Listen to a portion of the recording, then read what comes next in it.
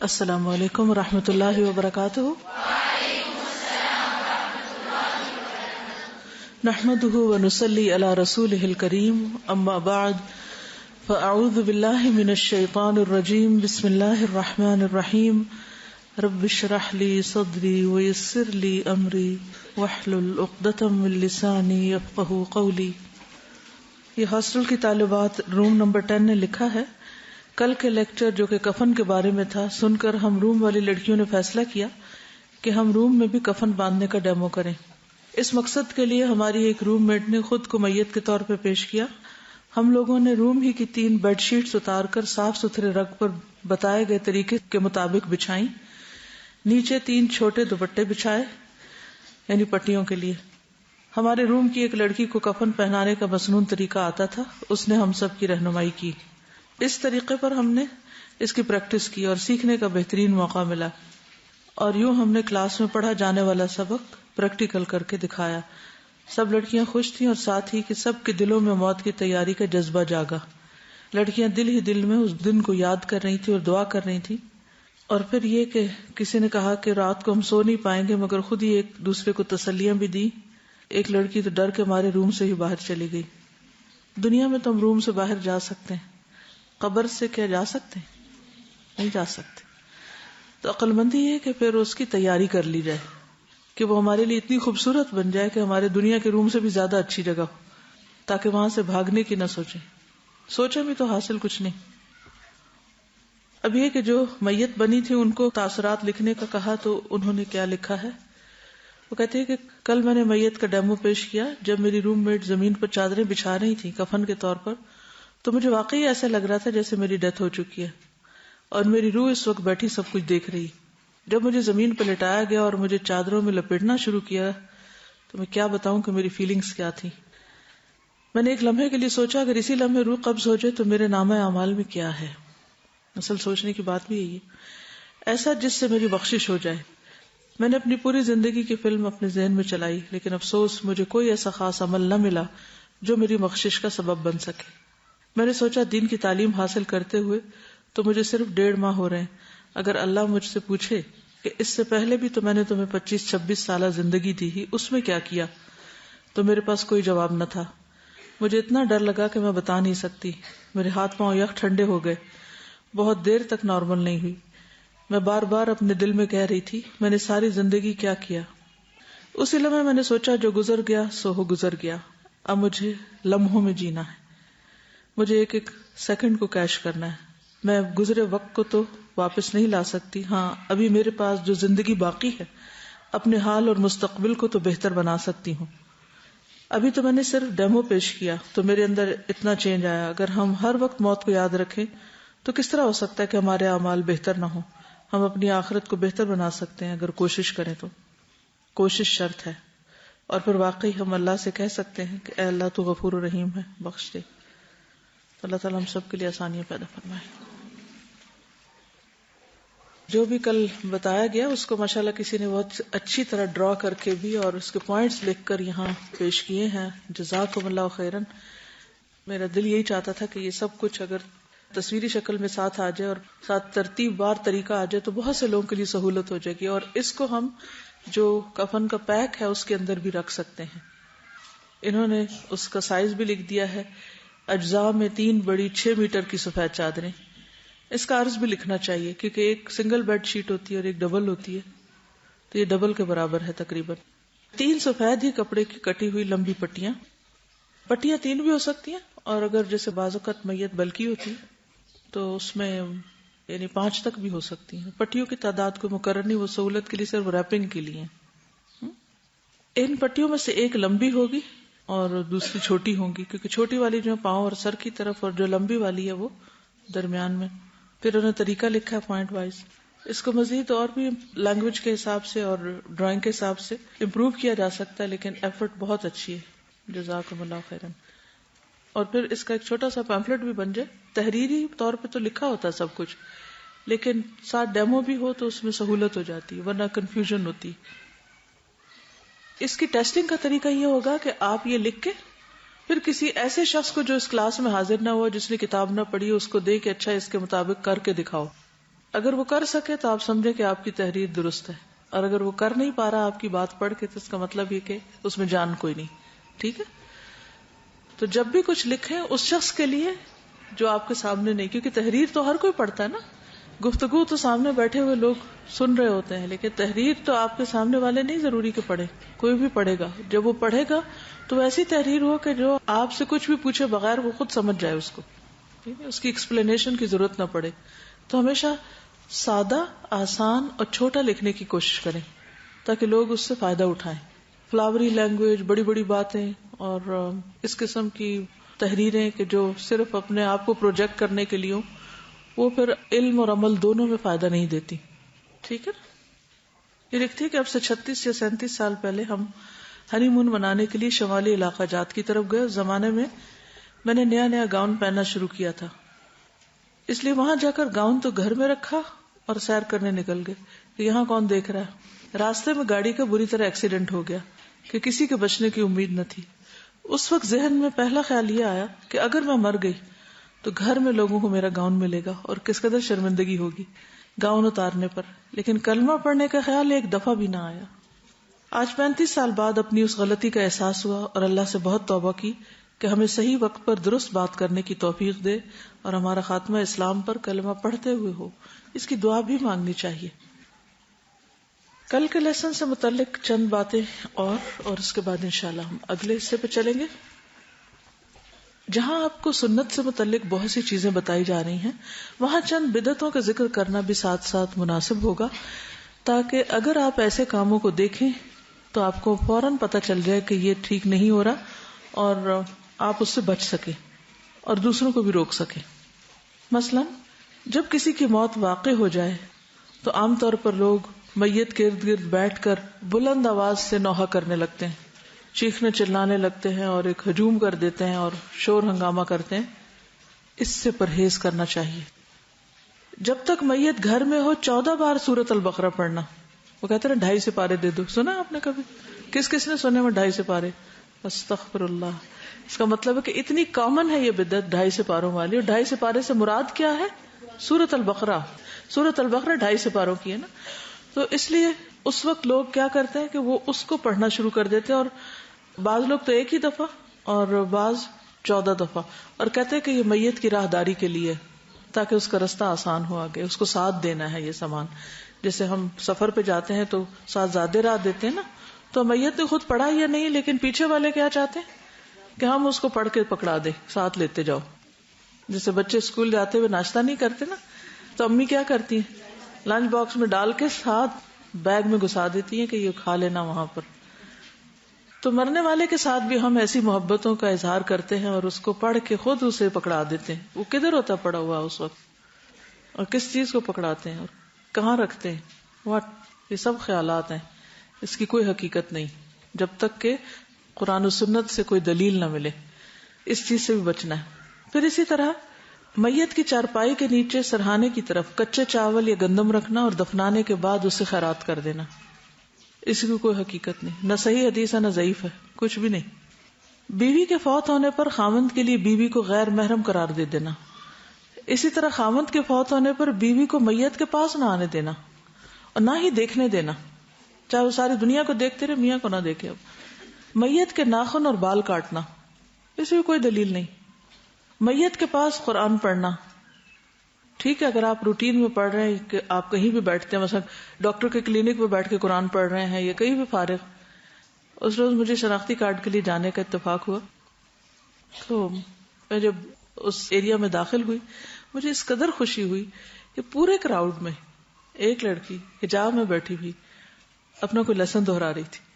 میں تو خیر آنکھ بند کر کے نکل گئی، کیونکہ مجھے پھر یہ ڈر ہوتا ہے کہ راستے میں لوگ گلے ملنا شروع کر دیتے ہیں یا کچھ بات چیت شروع ہو جاتی، تو مجھے بہت امبیرسمنٹ ہوتی ہے، کیونکہ مرد حضرات دیکھ رہے ہوتے ہیں. اور صرف یہ نہیں کہ میرے لیے بلکہ آپس میں بھی سڑکوں پہ گلے نہ ملیں. It's not a very good scene. ٹھیک ہے نا، ہاتھ ملائیں، اشارے سے سلام کریں، زبان سے بول کے سلام کریں، لیکن جہاں نان محرم کھڑے ہوں وہاں پر کمپوزڈ رہیں، اپنی حرکتوں پر غور کریں کہ ہم کہاں کھڑے ہو کے کیا کر رہے ہیں. یعنی کہ ہماری ذات بطور ایک داعی کے دین کی طرف بلانے والوں کے یا دین پڑھنے والوں کے ہر حرکت ہماری دوسروں کے لیے نمونہ بن جاتی. لیکن جو سین تھا وہ اتنا دل خوش کرنے والا تھا، اور اس نے ماشاءاللہ جتنی دیر وہ بیٹھی رہی وہ اس کو دہراتی رہی، پڑھتی رہی. کتنا اچھا وقت کا استعمال ہے، کیونکہ اتنے کراؤڈ میں آپ کیا کر سکتے ہیں؟ آپ کی باری آئے گی تو آپ اٹھ کے آگے جائیں گے نا، ورنہ تو آپ کو وقت گزارنا ہے. اور لوگ اس طرح پریشان بیٹھا، کوئی اس طرح بیٹھا، کوئی کھڑا ہے، کوئی کچھ کر رہا ہے، کوئی کچھ کر رہا ہے. اس پورے ہنگامے میں تو میں نے کہا حشر کے دن بھی تو یہی ہوگا نا. اس پورے ہنگامے میں صرف وہ لوگ جنہوں نے یہ زندگی عقل مندی کے ساتھ گزاری وہ وہاں بھی چمکتے نظر آئے. لٹرلی مجھے یوں لگے جیسے اس لڑکی سے شعائیں کوئی پھوٹ رہی ہیں. عجیب سا فیلنگ تھی دیکھ کر. تو میں یہ سوچ رہی تھی کہ یہاں جتنے لوگ ہیں وہ عمل کریں یا نہ کریں، لیکن یہ عمل ان کے لیے حجت ہے. اسی طرح اگر کہیں بھی آپ کی عادت ہے کہ آپ فوراً قرآن مجید پڑھنا شروع کر دیتے ہیں تو میت کے پاس بھی پڑھنے میں حرج نہیں. لیکن اگر آپ اسپیشلی میت کو ثواب پہنچانے کے لیے اس موقع کی مناسبت سے قرآن بس پڑھ رہے ہیں، حالانکہ صبح آپ نے اپنا جو دن کا پڑھنا تھا وہ پڑھا ہی نہیں، تو یہ درست نہیں.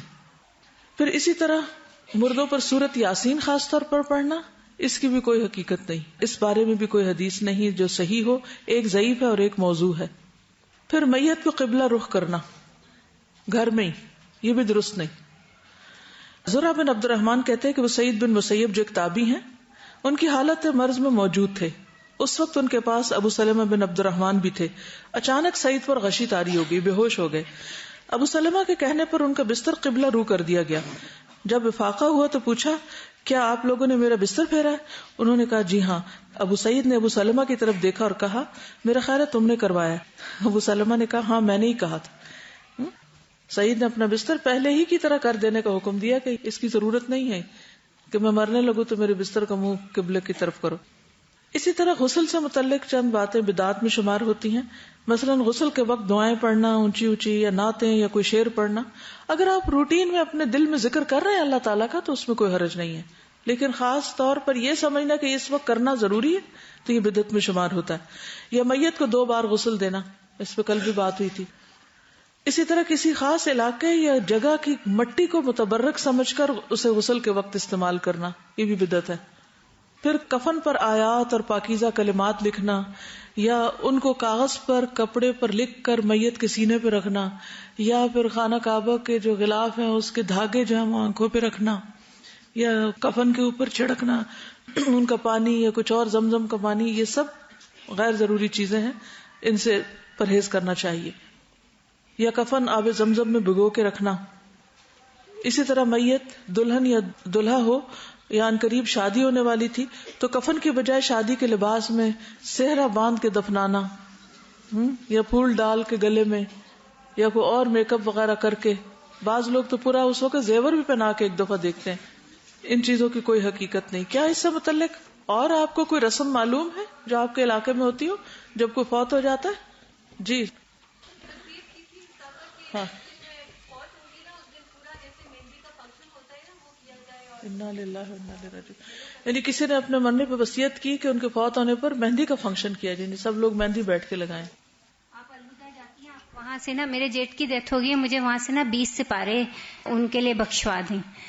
تو میں نے کہا کہ اس کا کیا مطلب ہے نا، تو انہوں نے کہا کہ کسی نے پڑھ کے رکھے ہوئے ہو نا تو وہ ان کو، میں ان کا نام بتاتی ہوں تو وہ ان کو دے دیں. تو میں نے کہا نہیں الہدا میں ایسا کوئی کام نہیں ہوتا نا. تو کہتی کہ نہیں کچھ تو ہوتا ہوگا نا، تو آپ کسی سے ریکویسٹ کر دیں. میں نے کہا نہیں ایسا نہیں ہوتا نا، میں یہ خود کر سکتی ہوں، آپ اور آپ کو بھی یہ نہیں کرنا چاہیے آپ.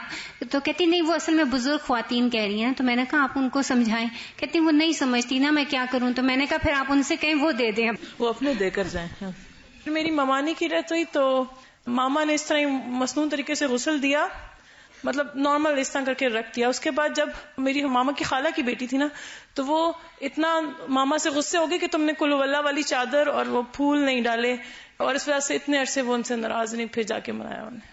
استاذہ یہ بھی کہتے ہیں کہ اگر کوئی نیولی میرڈ لڑکی فوت ہو جائے یا کوئی میرڈ خاتون فوت ہو جائے تو اسے مہندی لگا کے دفنانا چاہیے، اس کے ہاتھوں میں مہندی ضرور لگی ہونی چاہیے. مہندی کا حقدار مردہ ہے یا زندہ؟ جی. استاذہ جب اکثر کسی کی ڈیتھ ہو جاتی ہے تو پوری موویز وغیرہ بھی بناتے ہیں لوگ اور تصویریں وغیرہ. آپ سو رہے ہیں تو کوئی آپ کی مووی بنائے، آپ کو کیسا لگے گا؟ بتائیے ذرا. صرف سوتے ہوئے، فوت ہونے کے بعد کس قدر جاتی. جی جی بعض جگہوں پر یہ ہوتا ہے کہ اگر کوئی حاملہ فوت ہو تو اس کی جو میت لے جاتے ہیں تو پیچھے گندم پھینکتے جاتے ہیں، گراتے جاتے ہیں چڑیا وغیرہ کے لیے پاؤں میں آنے کے لیے. ظاہر ہے پیچھے تو جنازے کے لوگ چل رہے ہوتے ہیں. اور کیا کرتے ہیں؟ عہد نامہ رکھا جاتا ہے. دس از آلسو بدع. بعض لوگ ماتھے پہ کلمہ لکھتے ہیں، اس کی بھی کوئی ضرورت نہیں. جی بعض لوگ میت کے ارد گرد بال کھول کے چکر لگاتے ہیں، یہ بھی بدعت ہے. جی غسل مکمل ہونے کے بعد میت کی ساری بیٹیاں بیٹے آ کے ایک ایک مگ پانی بہاتے ہیں، شاید انگلی کٹا کے شہیدوں میں شریک ہوتے ہیں. نہ زندگی میں پوچھا، نہ میت کو غسل دیا، اور اب آگے کب بہانے. میت کی آنکھوں میں سرما لگانا. پوئٹری کی فارم میں ایک شخص بولتا ہے اور باقی چپ ہو کے سنتے ہیں، اور پھر دوبارہ سارے وہ ریپیٹ کرنے لگتے ہیں. انٹرنیٹ سے دوسرے کنٹریز میں پھر دکھاتے ہیں اس کو. قرآن کو بھی ساتھ دفناتے ہیں. لا حول ولا قوت الا باللہ. اب یہی کسر رہ گئی تھی ایک کہ دفن کر دیں. یہ سوچنا کہ میت کو تکلیف ہوگی اگر کوئی اس کے اوپر رو رہا اور اس کے آنسو اس پہ گر جائے. قرآن کے پارے مختلف رشتہ داروں میں بانٹ دینا، بس زبردستی ان پہ ڈال دینا کہ یہ پڑھ کے دے دو. نان حلوہ قبرستان لے جاتے ہیں، پھر تدفین کے بعد اسے تقسیم کرتے ہیں. سزا ہماری طرف سے ہوتا ہے جب کسی کی ڈیتھ ہو رہی ہوتی ہے تو اس کے کان میں اذان دیتے ہیں ضرور. تو کلمہ پڑھنا چاہیے، نہ کہ اذان دینی چاہیے. اب دیکھیں یہ خود ساختہ بات ہے نا. اچھا ان باتوں کو کیوں نہیں کرنا چاہیے اور یہ بدعت کیوں ہے؟ اس لیے کہ یہ ہم نیکی کا کام سمجھ کے کرتے ہیں، عبادت سمجھ کے کرتے ہیں. نمبر 2 یہ کہ اس کا مطلب یہ ہوا کہ نعوذ باللہ نبی صلی اللہ علیہ وسلم کو تو اذان دینا بھول گئی تھی میت کو، اور ہم شروع کر لیں کیونکہ یہ بہت اچھا کام ہے. تو دین وہی ہے جو ہمیں بتا دیا گیا اور جو کر دیا گیا. اس لیے جو کرنے کا کام تھا وہ آپ کو بتا دیا گیا، اور جو نہیں بتایا گیا اس کا مطلب یہ ہے کہ خود ساختہ چیزیں. کہتے ہیں کہ تدفین کے بعد جتنے لوگ آتے ہیں ان سب کو پیسے دیے جاتے ہیں، چاہے وہ غریب دے سکے یا نہ دے سکے. بعض اوقات قرضہ لے کر آنے والوں کو پیسے دیتے ہیں، شاید ان کا کرایہ دیتے ہوں گے کہ بھئی جی. دفن کے بعد کھڑے ہو کر قبر پر میت کو سوال جواب قبر میں جو ہو رہے ہیں اس کا جواب بتانا، نقل کرانا پیپر. جی یعنی مولوی صاحب کو اس کام پر متعین کرنا کہ جب سب چلے جائیں تو وہ میت کی قبر کے گرد چکر لگا کر سورۃ البقرہ کا پہلا اور آخری رکوع پڑھیں. وہ گھر والوں نے تو 14 دفعہ پڑھ کے دے دی تھی، اب آخری کام ان کا رہ گیا. چلیے یہ ایکسرسائز کرانے کا مقصد یہ تھا کہ آپ یہ سوچیں کہ یہ سب چیزیں کہاں سے آئیں، اس کی کیا اوریجن، اس پر اپنا وقت اور مال اور انرجی کیوں لگا رہے ہیں. یہ سب اس وجہ سے ہے کہ ہم اصل مقصد بھول گئے. اگر ہمیں یہ پتا ہو کہ ہمیں ضرورت نہیں ہے سوال جواب یاد کرنے کی کہ قبر میں کیا پوچھا جائے گا، کیونکہ وہ مولوی صاحب آ جائیں گے اور وہ اوپر سے بولیں گے اور میں اندر سن کے جلدی سے فرشتے کو جواب دے دوں گی. تو اس کام کے لیے وقت نکالنا کہ اب میں بیٹھ کے پڑھوں اور سمجھوں اور اس کی تیاری کروں اور اس ایگزام کو پاس کرنے کے لیے فکر کروں، یہ میرا کام نہیں ہے، یہ مولوی صاحب کا ہے. جب ہر کام قرآن ہمارے لیے کسی نے پڑھ دینا، دعائیں ہمارے لیے کوئی کر دے، صدقہ کوئی اور کر دے، اور قبر کے سوال جواب کو اور حل کرا دے، تو پھر ہم کیا کریں گے؟ پھر ہمارے حصے کا کیا کام رہ گیا؟ ابھی تو کچھ بھی کرنے کی ضرورت نہیں. اچھا پیٹنے والی بلاتے ہیں، اس کا بھی مقابلہ، جیسے شادی پہ جتنا اچھا گایا جاتا ہے تو ماتم پہ بھی جتنا اچھا کوئی رو لے اتنا ہی بہتر. قصیدہ بردہ شریف پڑھتے ہوئے ان کو دفنایا کہ پھر نبی صلی اللہ علیہ وسلم ان کی خود شفاعت کریں گے، یہ گارنٹی ہے. کس حدیث میں لکھا ہوا؟ یہ کوئی حدیث نہیں ہے، لیکن وہ ان کا عقیدہ ہے، ایک غلط عقیدہ. عقیدے کی بنیاد تو قرآن و سنت ہونی چاہیے، ہے نا؟ سمپل سی بات ہے. جو چیزیں بعد میں آئی ہیں، قصیدہ اگر بعد میں لکھا گیا تو دین کا حصہ تو نہیں بن سکتا. چلیے اب ہم آگے چلتے ہیں. تلقین کلمہ کب کرواتے ہیں؟ مرتے وقت. اللہ ہدایت دے سب کو. یہ تو زندگی میں کرنے کا کام تھا بھائی. جو زندہ ان کے پیچھے لگ جائیں، وہ مر گیا، وہ تو اپنا لے گیا جو لے گیا. اب اس کو تلقین کر رہے ہیں جو قبر میں پڑا ہے. اس کو کریں جو ابھی زندہ اور جس کا پاس ابھی چانس ہے، وقت ہے، اس کی فکر کریں. گڑھے میں پھینکنے والوں کو تو خطاب کیا تھا، یہ تو ہمیں دلیل ملتی ہے، لیکن کس صحابی کی قبر پہ کھڑے ہو کے آپ نے تلقین کلمہ کی تھی؟ کوئی اس کی بھی دلیل ہے؟ اس کو کوئی دلیل نہیں. انا للہ و انا الیہ راجعون. نہیں دیکھیے کہ ساری آبادی مل کے اس قبرستان کے لیے کوئی یا چوکیدار رکھ لے یا کچھ بھی کرے، پھر اس کا حل کیا ہے؟ خدا کا خوف دلایا جائے، ان لوگوں کو سخت سزا دی جائے، عبرتناک سزا دی جائے تاکہ دوسرے لوگ نصیحت پکڑیں. ہم ڈاکیومنٹری دکھا دیتے ہیں لیکن انجام تک نہیں پہنچاتے کہ دوسرے عبرت پکڑیں. لا حول ولا قوت الا باللہ. وہ کہتے ہیں کہ سورۃ ملک پتھروں پہ پڑھ کے وہ قبر کے اندر رکھ دیتے ہیں، وہ پڑھیں گے تو تب فائدہ ہوگا. ٹھیک، ہاں یہ بہت اچھا کیا انہوں نے پوچھ لیا، جزاکم اللہ خیرن. کل کی کلاس میں چند باتیں کلیئر نہیں ہوئی، پلیز دوبارہ بتا دیں. میت کو وضو کرواتے وقت پورا وضو نہیں کرواتے بلکہ غسل مسنون تک صرف چہرہ دھویا جائے گا، نہیں پورا وضو کرواتے ہیں. ٹھیک ہے، میرے سے شاید کوئی مس انڈرسٹینڈنگ ہوگی. میت کو جب آغاز کریں گے تو سب سے پہلے کیا کریں گے؟ پہلا کام سہارا دے کے بٹھائیں گے، پیٹ صاف کریں گے، استنجا کریں گے جب تک کہ وہ اچھی طرح صاف ہو جائے. وہ گلوز اتار دیں گے. اس کے بعد کیا کریں گے؟ مسنون وضو. کہاں سے شروع کریں گے؟ دائیں جانب سے، ہاتھ. پھر اس کے بعد کلی کی جگہ کیا کریں گے؟ روئی سے صاف. پھر کیا؟ ناک. پھر اس کے بعد چہرے کے اوپر بھی ہاتھ سے پانی پھیر دیں گے یا تھوڑا تھوڑا چلو پانی لے کے وضو کروا دیں گے. ٹھیک. پھر پہلے سر دھویا جائے گا، یعنی کہ وضو کرانے کے بعد پہلا کام سر دھونا ہوگا. پھر بازو، اسی طرح بالوں میں ہاتھ پھیر کے مسا کر کے پاؤں دھو کے وضو جیسے مسنون وضو ہوتا ہے کروا کے اس کے بعد پھر واشنگ رائٹ سائڈ سے شروع کریں گے، کندھے سے لے کے ہاتھ سے لے کے پاؤں تک دوبارہ ایک دفعہ، پھر دوسری دفعہ، پھر پورا کر لیں گے 3 دفعہ. ٹھیک ہے. استنجا، وضو، سر دھونا، پھر رائٹ سائڈ دھونا، پھر لیفٹ سائڈ دھونا 3 بار یا 5 بار یا 7 بار، آخری بار کافور ڈال کر. اور پہلی 3 دفعہ بیری کے پتے نہ کہیں سے ملے. کچھ ملک ایسے جہاں بیری اگتی بھی نہیں اور وہاں ایکسپورٹ امپورٹ بھی نہیں ہوتے، تو ایسی صورت میں صابن سے دھو لینا کافی ہو جائے گا. ٹھیک ہے. نمبر 2، ہر بار پانی ڈالتے وقت وضو کرائیں گے یا صرف ایک ہی بار شروع میں وضو کرا لیں گے؟ ہر دفعہ پانی ڈالتے ہوئے وضو نہیں کریں گے. Good question. تیسرا، غسل کا طریقہ ایک بار دوبارہ دہرا دیں. کل آدھا سنا، درمیان میں احادیث بھی تھی، تو ایک ہی اسٹریچ میں بتا دیں. میرا خیال ہو گیا واضح. نمبر 4، اگر میت کو حدث اکبر حیض جنابت ہو اور وہ غسل سے قبل وفات پائے تو اس کے غسل کا بھی یہی طریقہ ہوگا؟ بالکل یہی ہوگا، کیونکہ غسل جنابت کا طریقہ یہی ہے کہ پہلے کیا کیا جاتا؟ وضو کیا جاتا. حضرت فاطمہ کے بارے میں انہوں نے وصیت کی تھی کہ ان کو رات میں دفن کیا جائے. رات میں دفن کرنا کیوں ناپسندیدہ ہے؟ ایسا عورت کے پردے کے لیے کیا جاتا ہے. اصل میں جب حدیث سے پتہ چل گیا کہ پسندیدہ نہیں ہے رات کو دفن کرنا تو بس ٹھیک ہے. حضرت فاطمہ کے بارے میں جو کہا جاتا ہے مجھے اس کی اتھینٹسٹی نہیں پتا کہ یہ بات مشہور ہے یا پھر حقیقت ہے. رائٹ. جزاکم اللہ خیر. یہ کسی لکھا ہے کہ آپ نے غسل اور کفن کے اسکیچز بنانے کو کہا تھا.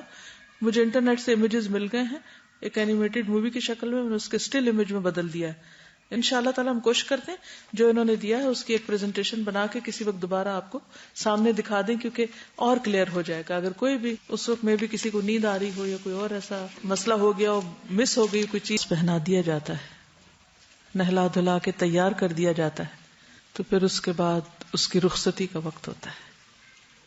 ایک رخصتی شادی کے وقت ہوتی ہے اور ایک رخصتی موت کے وقت ہوتی ہے. ہم اپنا جائزہ لیں کہ ان دونوں میں سے کس کا خیال زیادہ آتا ہے یا کس کی یادیں اور کس کی میموریز ہمارے ذہن میں زیادہ گردش کرتی. شادی کی. شادی کا مرحلہ تو معلوم نہیں آئے یا نہ آئے، اس رخصتی کے موقع پر کیا ہوگا کیا نہیں، لیکن موت کے بعد کی رخصتی ایسی رخصتی جس سے کسی کو بھی فرار نہیں، جو کسی سے بھی مس نہیں ہو سکتی. اللہ سبحانہ وتعالی نے انسان کو ایک مقصد کے لیے دنیا میں بھیجا، اس نے مقصد پورا کیا یا نہیں کیا، پھر ایک وقت آ گیا کہ اب وہ اپنے رب کی طرف واپس جا رہا ہے جہاں اس کا حساب ہوگا. زندگی کے گزرے ہوئے لمحات میں سے ایک ایک لمحے کا، اس کے علم کا، اس کے مال و دولت کا، اس کی زندگی خصوصاً جوانی کا کہ کن کاموں میں گزاری، اس کے سارے مشاغل. جو شخص اس دن کی تیاری کرتا ہے اور خوشی کے ساتھ کرتا ہے کہ اس مرحلے کے بعد اللہ سے ملاقات ہے، تو اللہ سبحانہ وتعالی بھی اس شخص سے ملاقات کرنا چاہتا ہے. اور یوں یہ مشکل ترین کٹھن ترین سفر خوشگوار سفر بن جاتا ہے. رسول اللہ صلی اللہ علیہ وسلم نے فرمایا جو شخص اللہ تعالیٰ سے ملاقات کو محبوب رکھتا ہے اللہ تعالیٰ اس کی ملاقات کو محبوب رکھتا ہے، اور جو اللہ سے ملاقات کرنا نہیں چاہتا اللہ تعالیٰ بھی اس سے ملاقات کرنا پسند نہیں فرماتا. تو جس شخص نے اللہ کی ملاقات کو یاد رکھا، اس ملاقات کو مقصد زندگی بنا لیا، اب وہ کامیاب ہو کر نفس مطمئنہ کے ساتھ واپس جا رہا ہے. Mission completed. دنیا میں جو کرنا چاہتا تھا اس نے کر لیا. اس نے اپنی زندگی، صحت، جوانی، علم، مال کا بھرپور فائدہ اٹھایا اور ان سب کو آخرت کی تیاری میں لگا دیا. اب یہ دن اس کے لیے الفوز العظیم کا دن ہے، کامیابی کا دن ہے. اس کے برعکس وہ شخص جو دنیاوی رونقوں، جاہ و جلال، شان و شوقت کے پیچھے بھاگتا رہا، دنیا ہی کو بہتر بنانے اور اس کے انتظامات کی فکر میں رہا، اور اسے دنیا کے مشاغل نے اتنا سوچنے کا وقت ہی نہ دیا کہ یہاں سے جانا بھی کبھی، اور آخری سفر کی تیاری کرنے کا سوچا ہی نہیں، تو ایسے شخص کے لیے یہ دن سخت حسرت کا دن ہوگا، یوم الحسرہ. کیونکہ مرنے کے بعد انسان بالکل بے بس ہو جاتا ہے. جب اسے غسل دیا جاتا ہے تو وہ یہ بھی نہیں بتا سکتا کہ پانی ٹھنڈا ہے یا گرم ہے، ہاتھ آہستہ لگاؤ یا سخت لگاؤ، نرمی سے معاملہ کرو یا نہیں. کسی قسم کا کوئی ری ایکشن ظاہر نہیں کرتا. آج اس کی آزادی چھن چکی ہے، آج اس کی مرضی باقی نہیں رہی. آج لوگ اس سے جو چاہیں سلوک کریں، جیسے چاہیں غسل دیں، جیسے چاہیں اس کے لیے دعا کریں اور معاملہ کریں، اور جیسے چاہیں اس کے لیے قبر کھودیں، جس جگہ چاہیں قبر بنائیں، اور پھر فرشتے آئیں تو وہ جو جی چاہے کریں. اب اس کی مرضی نہیں، اب جو اس کے سامنے انجام آنا ہے وہ اس کی مرضی کا نہیں آنا. اب معاملہ دوسری طرف چلا گیا، اب یہ بالکل بے بس. یہی یوم الحسرت، اس کی فکر کرنی چاہیے. میت کو تیار کرنے کے بعد وہ لمحہ بہت جذباتی لمحہ ہوتا ہے. اس وقت ہر شخص غمگین ہو جاتا ہے جب جنازہ اٹھایا جاتا ہے. جہاں ایک طرف غم ہے، رنج ہے، دکھ ہے، تکلیف ہے، وہاں دوسری طرف ہمارے صبر و ضبط کا بھی امتحان ہے کہ اب ہم کیا بولتے ہیں، کیا کہتے ہیں، کس طرح بہیو کرتے ہیں. کیا ہم جانے والے کو دعاؤں کے تحفے سے رخصت کرتے ہیں یا اللہ سے شکوہ شکایت کر کے رخصت کرتے ہیں؟ میت تو اپنے ساتھ عمل لے کے جا ہی رہی ہے، جو بھی اس نے کمایا آج اسی کے ساتھ ہے. آپ اسے کچھ نہیں دے سکتے اب سوائے دعاؤں کے. اس وقت تو دعاؤں کی محتاج ہے. تو بجائے نوحے پڑھنے کے، شکوے شکایتیں کرنے کے، رونے دھونے کے، چیخنے چلانے کے، اور اپنی پریشانی کے کہ ہمارا کیا بنے گا، کیونکہ بہت دفعہ ہم میت کے لیے نہیں روتے، اپنے لیے رو رہے ہوتے ہیں. انتہائی سیلفشنس، میرا کیا بنے گا، تم مجھے چھوڑ کے جا رہے ہو، اب میں کیا کروں گی. گویا جانے والا ہی رازق تھا اور جانے والا ہی مالک تھا. وہ تو ایک وقتی سہارا تھا، اللہ نے رکھا تھا، لیکن اصل سہارا تو اللہ ہے، اصل رازق تو اللہ ہے. اس لیے کبھی بھی انسان اپنے اس دن کو نہ بھولے، اور اگر کوئی اور جا رہا ہو تو اس وقت دعا دینا نہ بھولے اور صبر و برداشت کو نہ بھولے. تو آج ہم جنازے سے متعلق کچھ چیزیں پڑھیں گے، جس میں سب سے پہلی بات یہ ہے کہ جنازہ اٹھانے میں دیر نہ کریں، غیر ضروری تاخیر نہ کریں. دنیا بھر سے لوگوں کی آمد کے انتظار میں میت کو اذیت مت دیں. سیدنا ابو ہریرہ سے روایت ہے، نبی صلی اللہ علیہ وسلم نے فرمایا، جنازہ لے جانے میں جلدی کیا کرو، اس لیے کہ اگر وہ نیک ہے تو وہ ایک بھلائی ہے جس کی طرف تم اسے جلد آگے بڑھاؤ، اور اگر وہ اس کے برعکس ہے تو وہ ایک برائی ہے جسے تم اپنے کندھوں سے جلدی اتار ڈالو. یعنی یا تو میت نیک ہے تو جلدی جائے کہ اپنا اچھا انجام دیکھے، اسے اس گھر میں اب کیا کرنا، اس کی کوئی دلچسپی نہیں ہے. اور اگر بری چیز ہے وہ، تو تم نے کیوں رکھا ہوا، اس کو لے جاؤ یہاں سے. ابو سعید خدری کہتے ہیں کہ نبی صلی اللہ علیہ وسلم فرمایا کرتے تھے، جب جنازہ تیار ہو جاتا ہے اور لوگ اسے اپنے کندھوں پر اٹھاتے ہیں تو نیک میت کہتی ہے، مجھے جلدی لے چلو. اور اگر میت گناہگار ہے تو گھر والوں سے کہتی ہے، ہائے افسوس، مجھے کہاں لیے جا رہے ہو. اس کی یہ آواز انسانوں کے علاوہ تمام مخلوق سنتی ہے. اگر انسان سن لیں تو بے ہوش ہو جائیں. انسان کیوں نہیں سن سکتے؟ اگر واقعی وہ آواز فضا میں موجود ہے تو کیوں نہیں سن سکتے؟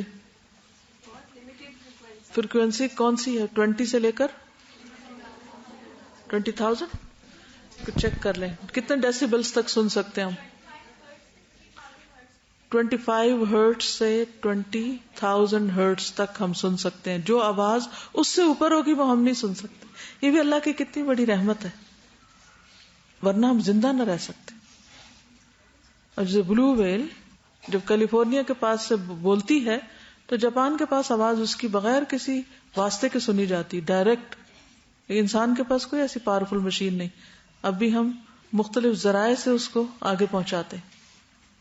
تو انسان نہیں سن سکتا, لیکن صحیح بخاری کی حدیث ہے, اس لیے ہم اس پر ایمان رکھتے ہیں کہ ایسا ہوتا ہے کہ جب جنازہ تیار ہو جاتا ہے اور لوگ اسے کندھوں پر اٹھاتے ہیں تو نیک میت کہتی ہے جلدی لے چلو, اور اگر میت گناہگار ہے تو گھر والوں سے کہتی ہے ہائے افسوس مجھے کہاں لیے جا رہے ہو.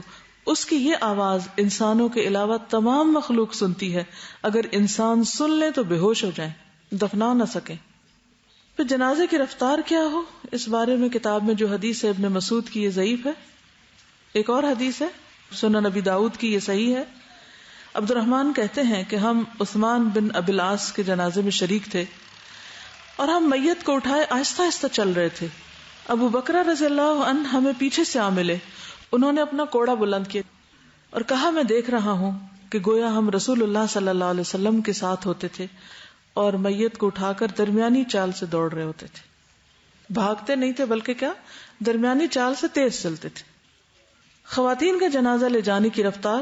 عطا بن ابی رباح کہتے ہیں ہم لوگ صرف نامی ایک مقام پر میمونہ رضی اللہ عنہا کے جنازے میں ابن عباس کے ساتھ موجود تھے. ابن عباس فرمانے لگے یہ نبی صلی اللہ علیہ وسلم کی بیوی ہیں, جب تم ان کا جنازہ اٹھاؤ تو چارپائی کو تیزی سے حرکت نہ دینا, نہ ہی اسے ہلانا اور آہستہ چلنا. تو یہ ابن عباس نے اپنی رائے دی حضرت میمونہ جو ان کی خالہ تھی ان کے جنازے کو اٹھاتے وقت جو اٹھانے والے تھے ان کو. پھر کندھا دینا, اس میں جو حدیث ہے سنن ترمذی کی یہ ضعیف ہے کہ جنازے کے ساتھ جانا اور کندھا دینا مسلمان کا مسلمان پر حق ہے, یہ ثابت نہیں ہے. ہاں جنازے کے ساتھ جانا ویسے ایک ثواب کا کام ہے, لیکن یہ کہنا جو یہاں لکھا ہوا ہے کہ جس نے 3 بار جنازہ اٹھایا اس نے میت کا حق ادا کر دیا, پھر جس قدر اسے زیادہ اٹھائے گا زیادہ ثواب کمائے گا, یہ حدیث صحیح نہیں ہے. پھر ساتھ چلنا. جنازے کے ساتھ چلنے کی فضیلت میں رسول اللہ صلی اللہ علیہ وسلم کا ارشاد ہے جو شخص ایمان کے ساتھ اور ثواب کی نیت سے کسی مسلمان کے جنازے کے ساتھ چلا پھر نماز جنازہ اور دفن تک اس کے ساتھ رہا تو وہ 2 قرات ثواب کے ساتھ واپس آیا. اور 1 قرات کتنا ہوتا ہے؟ احد پہاڑ کی طرح. اور جو شخص اس کی نماز جنازہ پڑھ کر دفن سے پہلے ہی آ گیا تو وہ 1 قرات ثواب کے ساتھ آیا. یعنی پہاڑوں جیسی نیکیاں کما کے انسان آتا ہے اگر میت کے دفنانے تک وہ ساتھ رہے. برائے ابن عازب کہتے ہیں کہ نبی صلی اللہ علیہ وسلم نے ہمیں 7 باتوں کا حکم دیا: جنازوں کے ساتھ جانے کا، بیمار کی عیادت کا، دعوت قبول کرنے کا، مظلوم کی مدد کرنے کا، قسم پورا کرنے کا، سلام کا جواب دینے کا اور چھینکنے والے کے لیے دعا کرنے کا. ایک اور موقع پر نبی صلی اللہ علیہ وسلم نے فرمایا: بیمار کی عیادت کرو، جنازے کے ساتھ چلو، یہ عمل تمہیں آخرت کو یاد کرائے گا یا آخرت یاد دلائے گا. پھر پیدل اور سوال کا حکم. پیدل جنازے کے قریب رہتے ہوئے آگے پیچھے دائیں بائیں چل سکتا ہے، البتہ پیچھے چلنا افضل ہے. اور سوار کو جنازے کے پیچھے چلنا چاہیے. سمجھ گئے کیا کہا میں نے؟ جنازہ جا رہا ہے، پیدل ہے کچھ لوگ، کوئی آگے جا رہا ہے، کوئی دائیں ہے، کوئی بائیں، کوئی پیچھے. 7 سواریاں بھی، مثلا ویل چیئر ہے فار ایگزامپل، یا کوئی موٹر سائیکل یا سائیکل، وہ پیچھے رہیں گے، دائیں بائیں آگے نہیں جائیں گے. ادب سکھا دیا گیا نا. کیوں؟ اس میں کیا حکمت ہوگی؟ کیوں منع کیا گیا؟ دیکھیے کہ جو سوار ہوگا وہ تیزی سے آگے نکل جائے گا نا. اب جو پیدل ہیں وہ بھاگیں گے اس کو کیچ کرنے کے لیے، یا پھر بازو کا دائیں بائیں ہوتے ہیں نا تو کچھ اور لوگ آگے آ رہے ہوتے ہیں. تو اگر آپ کبھی ویل چیئر کی چوٹ یاد کریں جو آپ کو طواف کرتے ہوئے لگی تو یہ بات بہت جلدی سمجھ آ جائے گی، کیونکہ وہ بیچ بیچ میں چل رہے ہوتے ہیں، ادھر سے لوگ ہوتے ہیں، ادھر سے وہ دھکا دے رہے ہوتے ہیں، اس کی ٹانگ پہ لگتا ہے، اس کے گھٹنے زخمی ہوتے ہیں. تو اس لیے سوار جو ہے وہ سب پیچھے ہو جائیں. حضرت علی کہتے ہیں کہ جنازے کے پیچھے چلنا آگے چلنے سے اسی طرح افضل ہے جیسے فرض نماز باجماعت پڑھنے کی فضیلت تنہا پڑھنے والے پر ہے. یعنی پیچھے چلنا زیادہ بہتر ہے. صوبان کہتے ہیں رسول اللہ صلی اللہ علیہ وسلم ایک جنازے کے ساتھ تھے تو آپ کو سواری پیش کی گئی، مگر آپ نے سوار ہونے سے انکار کر دیا. پھر جب واپس ہوئے اور سواری پیش کی گئی تو آپ سوار ہو گئے. اس بارے میں آپ سے پوچھا گیا تو فرمایا تحقیق فرشتے چل رہے تھے تو مجھے لائق نہ تھا کہ وہ چل رہے ہوں اور میں سوار ہو جاؤں. جب وہ چلے گئے تو میں سوار ہو گیا. تو اس سے بھی پتہ چلتا ہے کہ کچھ جنازوں کے ساتھ فرشتے بھی ہوتے ہیں. کون سا کام آپ کرتے ہیں تو فرشتے آپ کے ساتھ ہوتے ہیں؟ وہ کون سا عمل ہوتا ہے جس کے کرتے وقت فرشتے ساتھ ہوتے ہیں، اور کون سا عمل کے فرشتے ہٹ جاتے ہیں؟ جب آپ کسی کے لیے دعا کرتے ہیں تو فرشتہ آمین کہتا ہے، اور جب اجتماعی طور پر اللہ کا ذکر کرتے ہیں، علم سیکھتے ہیں اور عیادت نیک کام کے لیے جب آپ نکلتے ہیں، ٹھیک ہے، تو اگر آپ نیک کاموں کے لیے گھر سے نکلتے ہیں اور فرشتے آپ کے ساتھ نکلتے ہیں، فرشتہ جھنڈا لے کے پیچھے ہو جاتا ہے، تو انشاءاللہ جب آپ نیک کام کرتے کرتے دنیا سے رخصت ہوں گے اور جنازہ جا رہا ہوگا تو امید ہے کہ فرشتے ساتھ جائیں گے انشاءاللہ. بس اچھے اچھے کام کرتے رہیں. عورتیں جنازے کے ساتھ نہ جائیں. یہ باتیں جو اوپر ہوئی یہ سب مردوں کے لیے. عورتوں کے جنازے کے ساتھ جانا افضل نہیں. ام عطیہ کہتی ہیں ہم عورتوں کو جنازے کے ساتھ جانے سے منع کیا گیا ہے، لیکن تاکیداً منع نہیں کیا گیا. یعنی اگر ضرورت ہو. ضرورت کس چیز کی؟ کہ اس سے بعض اوقات میت کو قبرستان لے جاتے ہیں اور اتنے میں کوئی بیٹی یا بیٹا کوئی ایسے لوگ بعد میں بھی آ جاتے ہیں کہ جو شکل دیکھنا چاہتے ہیں، تو اس وقت اگر وہ جا کے دیکھ لیں تو کوئی حرج نہیں ہے. اللہ یہ کہ ایسی بہت سختی سے نہیں منع کیا گیا، لیکن پسندیدہ نہیں ہے. حرام نہیں لیکن مکروہ کہہ لیں. حضرت عائشہ کہتی ہیں کہ آپ نے عورتوں کو جنازے کے پیچھے جانے سے منع کیا. فرمایا ان عورتوں کے لیے اس کام میں کوئی اجر نہیں، فائدہ کوئی نہیں جانے کا. یہ اجر مردوں کے لیے کیونکہ ان کی ذمہ داری. ایک لحاظ سے تو میں کہتی ہوں بہت ہی اچھا ہوا. وہ کیوں؟ ایک حکمت تو یہ بتائی جاتی ہے کہ عورتیں تھوڑے دل کی ہوتی ہیں، وہ رونے دھونے لگ جاتی ہیں، تھک جاتی ہیں، وہ ادھر ایک اور ہنگامہ کریٹ کر دیں گی. اس کے علاوہ بھی ایک بہت اہم بات ہے جو آج کے دور میں سمجھ آئی ہے. ایک بات یہ کہ بہت اچھا پوائنٹ ہے کہ اگر مردوں کے ساتھ عورتیں بھی چل رہی ہیں تو جو جنازے کی ایک سینکٹیٹی ہے وہ متاثر ہوتی ہے، اور بعض اوقات مرد ان سے بچ بچ کے چل رہے ہیں، ہٹ کے، وہ ادھر سے کندھا لگ رہا ہے، ادھر سے جیسے بازار کا منظر، یا تو وہ اس لحاظ سے بھی ٹھیک نہیں. ایک یہ کہ ہو سکتا ہے کہ ماڈرن مرد کہتے کہ یہ جنازہ عورتیں لے کے جائیں گی اور دفنائیں گی اور یہ ہم کریں گے. جیسے مردوں نے اپنی بہت ساری ذمہ داریاں عورتوں کو دے دی بڑی خوشی کے ساتھ، مثلا کمانا، ڈرائیونگ، بچوں کو اسکول چھوڑنا لینا، شاپنگ، خریداری، بینکنگ کے کام، ڈاکٹر کے پاس لے جانا، ہسپتالوں میں لے جانا وغیرہ وغیرہ. اور پھر آخری حصہ رہ گیا تھا، منع کر دیا گیا، ورنہ قبر کھودنے اور جنازہ پڑھنے اور دفنانے کا کام بھی انہی کے ذمہ کر دیا جاتا. یہ بھی تم کر لو، خوشی سے کرو، ہمیں کوئی اعتراض نہیں. اور عورتیں کتنی خوش ہو جاتی، واہ بھی ہمیں تو آزادی مل گئی. عورتوں کے لیے کوئی اجر نہیں ہے اس میں. جس چیز سے منع کر دیا گیا، جو پسندیدہ نہیں ہے، اس کام کے کرنے میں کیا اجر ہے. سیدنا عبداللہ بن عمر فرماتے ہیں رسول اللہ صلی اللہ علیہ وسلم نے اس جنازے کے ساتھ جانے سے منع فرمایا جس کے ساتھ نوحہ اور ماتم کرنے والی عورتیں ہوں. یعنی اگر ایسا جنازہ ہے جس میں شریعت کے حکم کی خلاف ورزی ہو رہی ہے تو انسان بے شک اس کو چھوڑ کے چلا آئے، اس میں شریک نہ ہو. کیوں؟ کسی ایسے کام میں، کسی ایسی مجلس میں شریک نہیں ہونا چاہیے جس میں اللہ کی نافرمانی ہو رہی ہو. پھر خاموشی. جنازے کے ساتھ جانے والے خاموش رہیں. بات چیت کرنا، دعا یا کلمہ شہادت کی صدا لگانا ایک نعرے کی شکل میں، اور تلاوت قرآن بلند آواز سے کرتے ہوئے جانا کسی حدیث سے ثابت نہیں.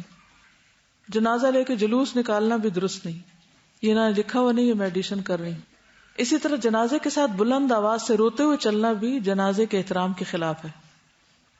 اور ایک اور چیز بھی ایڈ ہونی چاہیے کہ جنازوں کو سیاسی مقاصد حاصل کرنے کے لیے استعمال کرنا بھی درست نہیں. میت کی بے حرمتی ہوتی ہے. رسول اللہ صلی اللہ علیہ وسلم کے حکم کی خلاف ورزی ہے کہ میت کو فوراً دفن کر دیا جائے، دیر نہ لگائی جائے. تو کئی دن تک میتیں رکھے رکھنا صرف اس لیے کہ اس سے کوئی ہمارا دنیا کا فائدہ ہو جائے، تو یہ میت کے ساتھ زیادتی. نبی صلی اللہ علیہ وسلم کے صحابہ کرام جنازوں کے پاس بلند آواز ناپسند فرماتے اب اس کی روشنی میں آپ دیکھیے کہ جو لوگ جنازوں کے پاس نعرے لگا رہے ہوتے ہیں وہ کس سنت کی پیروی کرتے ہیں؟ کبھی ایسا کوئی سین دیکھا کسی نے؟ اخبار میں، ٹیلی ویژن میں کلمہ شہادت اونچا اونچا پڑھ رہے ہوتے ہیں، نعرے لگا رہے ہوتے ہیں. بعض اوقات جو مخصوص ادارے جو ہیں وہ اپنے لوگوں کو دفن کرتے وقت بینڈ بجا رہے ہوتے ہیں اور ان کو سلامیاں دی جا رہی ہوتی ہیں اور ایک مخصوص طریقے سے دفنایا جاتا ہے. سب خود ساختہ باتیں.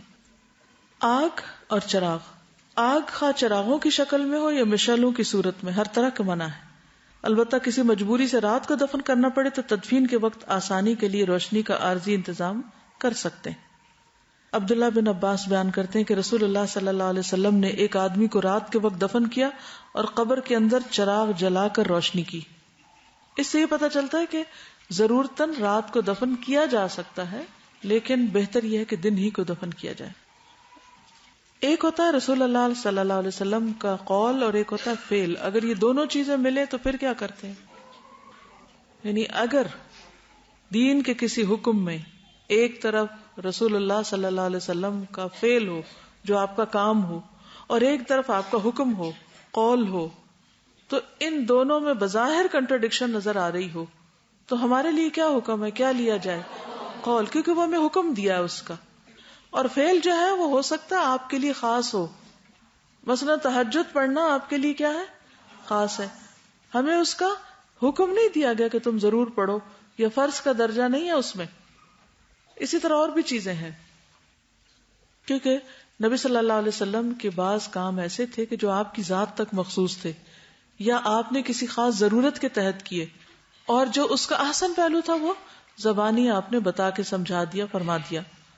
احترام، جنازے کے احترام میں کھڑے ہونے کا حکم منسوخ ہو گیا، البتہ کوئی کھڑا ہو تو کوئی حرج نہیں. ابو معمر سے روایت ہے کہ ہم لوگ علی رضی اللہ عنہ کے پاس تھے کہ اس دوران ایک جنازہ آیا، لوگ اس کو دیکھ کر کھڑے ہو گئے. علی رضی اللہ عنہ نے پوچھا یہ کیا ہے؟ لوگوں نے کہا ابو موسیٰ کا حکم ہے. تو علی رضی اللہ عنہ نے کہا رسول اللہ صلی اللہ علیہ وسلم ایک یہودی عورت کے جنازے کو دیکھ کر کھڑے ہو گئے، پھر اس کے بعد کبھی کھڑے نہیں ہوئے. یعنی یہ لازم نہیں ہے، ابتدا میں آپ نے ایسا کیا لیکن اس وقت کنٹینیو نہیں کیا. ابن سیرین کہتے ہیں کہ ایک مرتبہ حسن اور ابن عباس رضی اللہ عنہما کے سامنے سے ایک جنازہ گزرا. حسن رضی اللہ عنہ کھڑے ہو گئے اور ابن عباس بیٹھے رہے.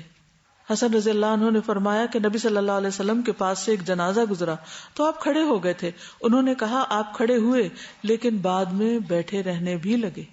ٹھیک ہے، تو دونوں چیزیں کر سکتے ہیں، لیکن آخری عمل جو ہے وہ کیا ہے کہ آپ بیٹھے رہتے. یہ بھی ہو سکتا ہے کہ عمر زیادہ ہونے کی وجہ سے نہیں کھڑے ہوتے ہوں. کھڑے ہوئے تو ایک یہودی نے کہا کہ آپ کے مذہب میں بھی ہے کہ آپ لوگ کھڑے ہوتے ہیں، تو نبی صلی اللہ علیہ وسلم اسی وقت بیٹھ گئے اور کہا کہ ہمیں یہودیوں سے مختلف رہنے کا کہا گیا ہے. اگر یہ وجہ ہے تو پھر تو بالکل نہیں کھڑے ہونا چاہیے. تعریف کرنا، اگر جنازہ کسی ایسے مسلمان کا ہے جو زندگی میں اپنے رب کا تابع فرما بن کر رہا ہے تو اس کی تعریف کرنا اس کے لیے فائدہ مند ہے. حالانکہ یہی تعریف زندہ انسان کو تکبر میں مبتلا کرنے کے امکان کے پیش نظر منع کی گئی ہے. ٹھیک ہے. گواہی کی اہمیت، رسول اللہ صلی اللہ علیہ وسلم نے فرمایا قریب ہے کہ تم جنت والوں کو دوزخ والوں میں سے پہچان لوگے. لوگوں نے عرض کیا یا رسول اللہ کس طرح؟ آپ نے فرمایا تعریف کرنے سے اور برائی کرنے سے. تم میں سے بعض پر گواہ ہیں. کیا سمجھ میں آیا؟ یعنی مردے کا انجام کیا ہے یہ کہاں سے پتا چلے گا کہ اس کے پیچھے لوگ اس کی کیا باتیں یاد کر رہے ہیں، کیا کہتے ہیں اس کے بارے میں، کیا گواہی دیتے ہیں. بعض لوگوں کو لوگ فوت ہونے کے بعد بھی نہیں چھوڑتے، نہیں بخشتے. کیوں؟ کیونکہ انہوں نے لوگوں کو بہت ہرٹ کیا ہوتا ہے، تکلیفیں دی ہوتی ہیں، نقصان پہنچائے ہوتے ہیں، یا وہ ان کا مال لے کے قرضہ ہڑپ کر چکے ہوتے ہیں، یا ان کو ویسے کسی طرح کی اذیت دی ہوتی، تو وہ لوگ پھر معاف نہیں کرتے، وہ اس کا ذکر کرتے رہتے ہیں کہیں نہ کہیں. دیکھیے اگر چینج ہو جائے گا نا تو لوگ اس کو تو اور بھی زیادہ نوٹس کریں گے کہ سیاہ سفید ہو گیا، اور تعریفیں زیادہ ہوں گی. جی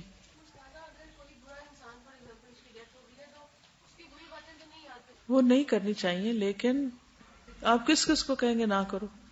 کچھ نہ کچھ تو منہ سے نکل ہی آتا ہے نا، جو بہت نیچرل ہوتا ہے، چاہے آدھے میں آپ بات روک لیں.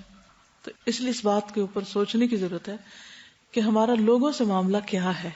سوچیے اپنے بارے میں کہ لوگوں کے ساتھ ہمارا معاملہ کیا ہے، وہ کیا کہتے ہیں ہمارے بارے میں، اس کی فکر ہونی چاہیے. اس کا یہ مطلب نہیں کہ اس فکر کے ازالے کے لیے ہم غلط کام کریں کیونکہ لوگوں کا مطالبہ ہم غلط کریں تاکہ ہم ان کی نظروں میں اچھے بن جائیں.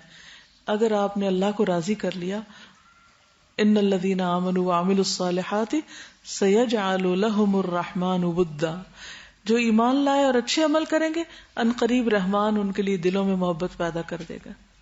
اور وہی اصل چیز ہے جو اللہ کی طرف سے دل میں آتی. ورنہ لوگ اگر خود اپنے آپ کو مصنوعی طور پر بن کے دکھاتے ہیں تو وہ لبادہ بھی بڑی جلدی اتر جاتا ہے. اللہ کے بندے سے خیر کا ارادہ.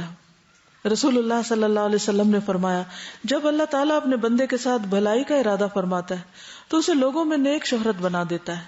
کسی نے کہا کہ نیک شہرت کیسے عطا کرتا ہے؟ فرمایا وہ اس طرح کہ اس کے لیے اس کی موت سے قبل نیک اعمال آسان کر دیتا ہے، حتیٰ کہ اس کے آس پاس والے اس سے خوش ہو جاتے ہیں. اس طرح وہ نیک مشہور ہو جاتا ہے. یہ جو آپ نے کہا نا زمین میں اچھی شہرت، رسول اللہ صلی اللہ علیہ وسلم نے فرمایا ہر آدمی کی آسمان میں مخصوص شہرت ہوتی ہے. ہر انسان کی آسمان میں مخصوص شہرت ہے. اگر وہ شہرت آسمان میں اچھی ہو تو زمین میں بھی اچھی ہو جاتی ہے، اور اگر آسمان والی شہرت ہی بری ہو تو زمین میں بھی بری ہو جاتی ہے.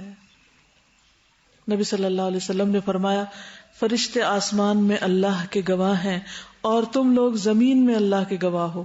یہ گواہیاں ہر طرف ہیں. یعنی آسمان والوں میں شہرت کس کی؟ فرشتوں کی. اچھا وہ کیسے بنتی ہے شہرت؟ ایک تو وہ جبریل علیہ السلام کو اللہ تعالیٰ فرماتے ہیں اور پھر وہ آگے سب کو بتاتے.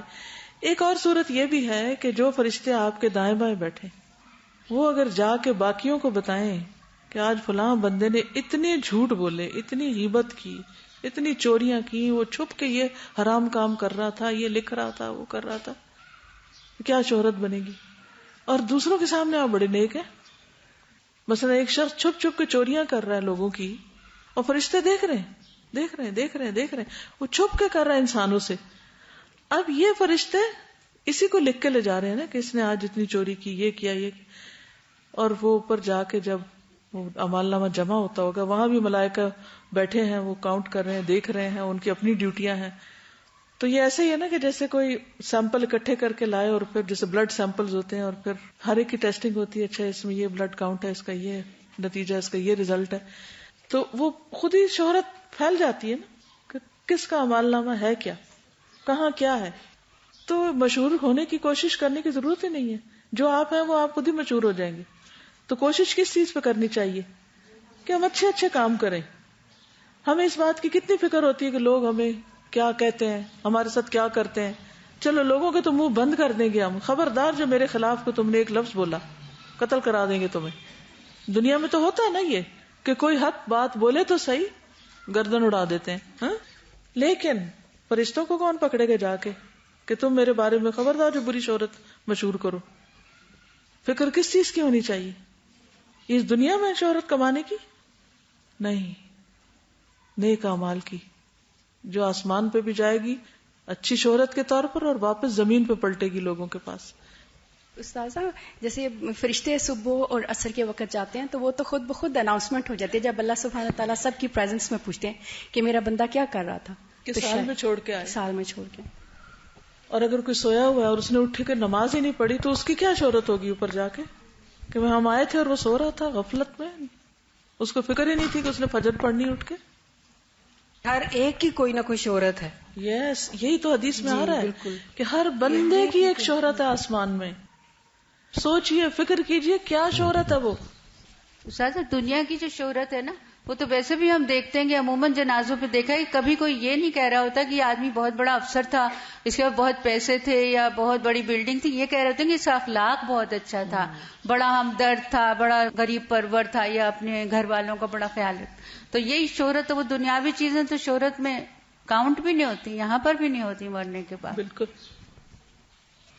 بعض لوگ ایسے ہوتے ہیں جو غلط کام کرتے ہیں، اگر انہیں سمجھایا جائے نہ کرو یا انہیں کہا جائے کہ دیکھو کیا کہیں گے لوگ تمہارے بارے میں، تو وہ کہتے ہیں ہو کیئرس، کیا فرق پڑتا ہے، جو مرضی کہہ لیں. واقعی جو مرضی کہہ لیں، کیا خیال ہے، ہمیں نہیں پرواہ، جو مرضی کہیں. ٹھیک ہے نہیں پرواہ، لیکن کام تو ٹھیک کرو، کام تو غلط نہیں ہونے چاہیے. ہاں اگر آپ صحیح کام کر رہے ہیں اور لوگ آپ کے بارے میں برا کہہ رہے ہیں اس کی پرواہ نہیں ہونی چاہیے، لیکن آپ کر ہی غلط رہے ہیں اور پھر لوگ بھی آپ کو بتا رہے ہیں مت کرو یہ، اور آپ سن کے نہیں دیتے، اور آپ اتنے ڈھیٹ اور بے حیا ہیں کہ کہتے ہیں میں پرواہ ہی نہیں، تو پھر اس دن پتہ چل جائے گا کہ پرواہ ہونی چاہیے تھی یا نہیں۔ جیسی مجلس میں آپ دنیا میں جو باتیں کریں گے، اللہ کا ذکر کریں گے، تو اللہ تعالیٰ آپ سے بہتر مجلس میں آپ کا ذکر فرمائیں گے، تو شہرت ہو گئی نا۔ ہاں؟ جب موت کے وقت فرشتے روح لے کے جاتے ہیں تو وہ ہر دروازے پوچھا جاتا ہے کون ہے، تو اس کا جو اچھے سے اچھا نام ہوتا ہے بتایا جاتا ہے، یہ برے سے برا نام جس سے وہ مشہور ہوتا ہے۔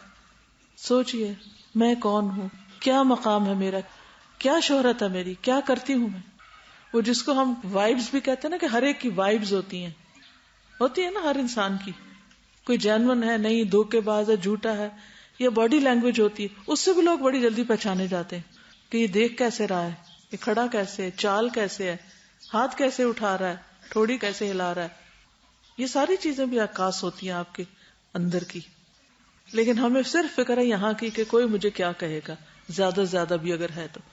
حضرت انس کہتے کہ میں نبی صلی اللہ علیہ وسلم کے ساتھ بیٹھا ہوا تھا، اسی اثناء میں وہاں سے ایک جنازہ گزرا، آپ نے فرمایا یہ جنازہ کس کا ہے؟ صحابہ نے کہا فلاں آدمی کا، جو اللہ تعالیٰ اور اس کے رسول سے محبت کرتا تھا اور اللہ تعالیٰ کی اطاعت کرتا تھا اور اس معاملے میں کوشش کرتا تھا۔ رسول اللہ صلی اللہ علیہ وسلم نے فرمایا واجب ہو گئی، واجب ہو گئی۔ اتنے میں ایک اور جنازہ گزرا، اس کے بارے میں صحابہ نے کہا یہ فلاں آدمی کا جنازہ ہے جو اللہ اور اس کے رسول سے بغض رکھتا تھا اور اللہ تعالیٰ کی نافرمانی کرتا تھا اور اس معاملے میں کوشش کرتا تھا۔ رسول اللہ صلی اللہ علیہ وسلم نے فرمایا واجب ہو گئی، واجب ہو گئی۔ صحابہ نے پوچھا اللہ کے رسول صلی اللہ علیہ وسلم ایک جنازے کی تعریف کی گئی تو آپ نے فرمایا کہ واجب ہو گئی، دوسرے کی مذمت کی گئی تو آپ نے دونوں کے بارے میں فرمایا واجب ہو گئی۔ آپ نے فرمایا ہاں ابو بکر، بے شک اللہ تعالیٰ کے فرشتے ہیں جو بنی آدم کی زبانوں پر جاری کرتے ہیں جو انسان کے اندر خیر اور شر ہوتی ہے۔ اللہ کے کچھ فرشتے اس خیر اور شر کو جاری کرتے ہیں جو انسانوں کے اندر ہوتی ہے، یعنی فرشتے لوگوں کے دلوں میں ڈال دیتے ہیں کہ فلاں کیسا ہے، وہ پھر وہ بولنے لگتے ہیں۔ یہ جو بھی کہتے ہیں نا ان کو کیا پتا کیسا کوئی کیا کہے گا، وہ دل میں آئیڈیاز ڈالتے ہیں، یہ کہو یہ کہو یہ کہو۔ آپ کے ساتھ یہ ہوتا ہے روز کہ آپ بیٹھے ہوتے ہیں کوئی کام کر رہے تھے، اچانک کوئی خیال آ جاتا ہے آپ کو، تو کبھی آپ رک کے سوچتے کدھر سے آیا یہ، میں تو نہیں سوچ رہی تھی۔ وہ اپنے آپ کو کریڈٹ دے دیتے ہیں۔ جو فرشتے کام کرتے وہ بھی خود ہی اپنا بنا لیتے ہیں۔ میرے اندر کوئی قابلیت ہے کہ میری سینسز بہت کام کرتی ہیں۔ کبھی آپ نے یہ بھی دیکھا ہوگا کہ دو لوگ اکٹھے بول پڑتے ہیں ایک ہی بات، اس کے دل میں فرشتے نے ڈالا، اس کے دل میں بھی ڈالا۔ بہرحال تو یہ گواہیاں ہیں، ان گواہیوں کی فکر کریں، خود غرضی کی زندگی مت گزاریں کہ صرف اپنا ہی فائدہ سوچیں یا اپنے ہی غم میں روتے رہیں۔ بڑی اچھی ایک حدیث یاد آئی، حضرت عبداللہ بن مسعود سے روایت ہے نا کہ ایک شخص آپ صلی اللہ علیہ وسلم کے پاس آیا اور اس نے پوچھا کہ یا رسول اللہ کیسے پتا چلے کہ میں ایک اچھا آدمی ہوں اور اچھے کام کرتا ہوں، تو اور یا میں ایک برا آدمی ہوں اور برے کام کرتا ہوں؟ تو آپ صلی اللہ علیہ وسلم نے فرمایا کہ اپنے ہمسائے سے پوچھو، اگر وہ کہے کہ تم اچھے ہو تو تم پھر اچھے ہو، اور اگر برے تو برے۔